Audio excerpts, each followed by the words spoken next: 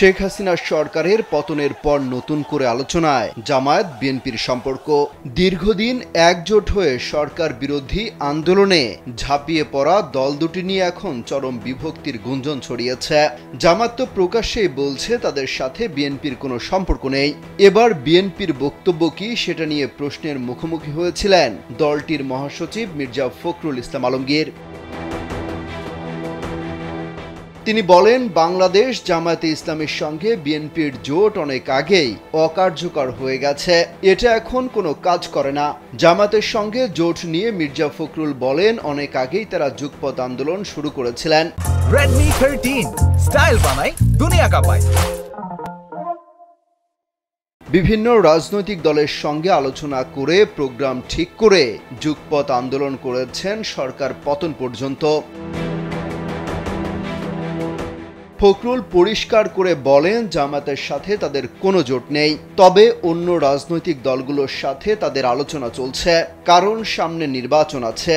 দেশের বর্তমান পরিস্থিতির কথা তুলে ধরে তিনি বলেন, আওয়ামী লীগ দেশকে ধ্বংস করে দিয়েছে, অর্থনীতি, রাজনীতি, মূল্যবোধ সব ধ্বংস করেছে একটি দল।